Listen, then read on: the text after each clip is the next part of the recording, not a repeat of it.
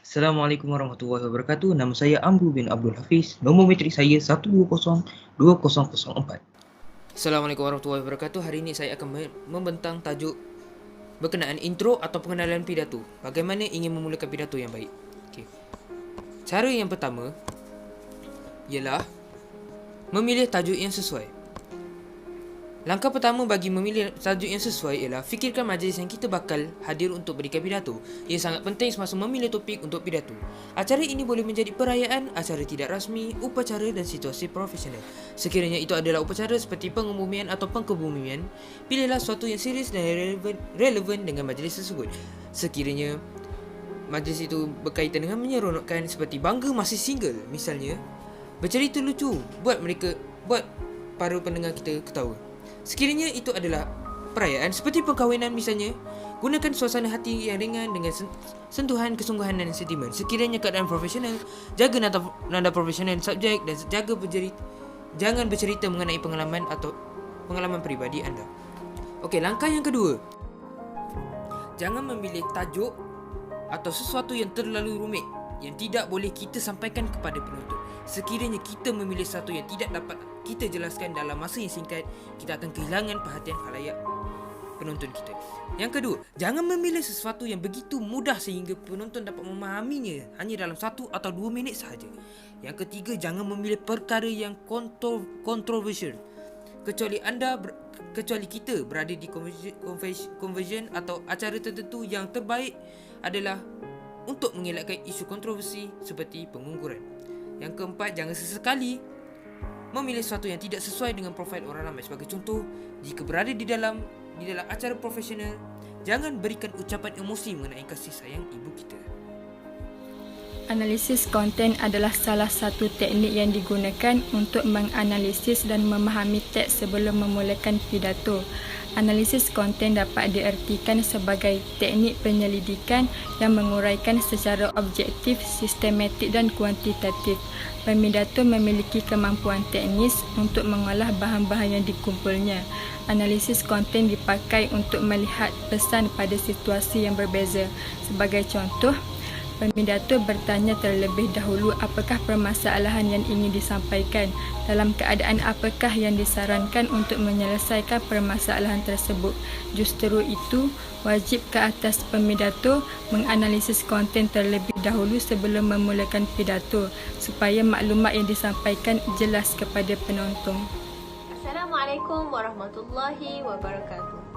Nama diberi Munajatul Uzma binti Mujibur Rahman, nombor metrik 1201853.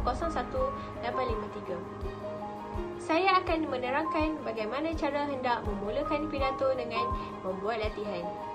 Baiklah, langkah-langkah latihan sebelum pidato. Yang pertama, berbicara di hadapan cermin.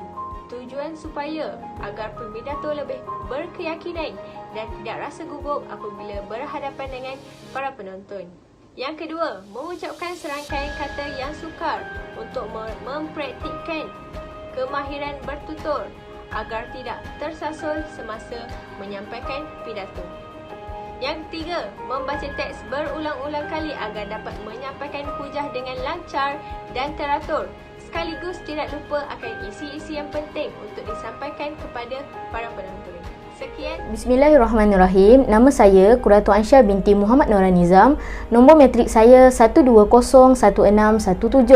Baiklah, seterusnya untuk memulakan sesebuah pidato, kita perlu mengetahui dan membuat analisis tentang latar belakang audien kita, serta kita perlu memahami tentang keadaan majlis pada ketika itu. Bagi mengkaji latar belakang audien, kita perlu mengetahui tentang umur, jantina, bangsa dan juga budaya audien kita pada ketika itu. Jika audien kita pada hari tersebut adalah kanak-kanak, maka laras bahasa yang perlu kita gunakan bersama mereka pastinya lebih rendah. Penyampaian kita perlu bersifat santai dan juga kita perlu ada sesuatu sebagai daya penarik agar kanak-kanak tersebut dapat fokus dengan ucapan kita sehingga akhir. Bagi golongan profesional pula, laras bahasa yang kita gunakan bersama mereka perlulah bersifat matang, setiap kata-kata kita perlu disulami fakta serta panggilan yang digunakan juga perlu bersesuaian dengan mereka pada ketika itu. Kita perlu mengetahui keadaan majlis, sama ada majlis itu majlis formal ataupun tidak. Audien akan fokus dengan apa yang kita ucapkan sekiranya setiap apa yang kita ucapkan itu kena dengan diri mereka, sesuai dengan diri mereka dan mendatangkan sesuatu nilai kepada mereka. Akhir sekali ialah mengawal emosi dan mengelakkan rasa gemuruh. Seorang penyampai perlulah mengawal emosi apabila berhadapan dengan golongan sasarannya. Perasaan gemuruh adalah normal, jadi gunakan kaedah mengawal gemuruh dengan baik secara psikologi, fizikal, kaedah rohaniah dan spiritual. Gemuruh akan mula hilang sedikit demi sedikit selepas beberapa ketika pengucap berucap dan kemudian akan terus hilang. Jadi bagi mengawal rasa gugup dan gemuruh, perkara pertama yang perlu anda lakukan ialah membuat persediaan rapi sebelum berucap.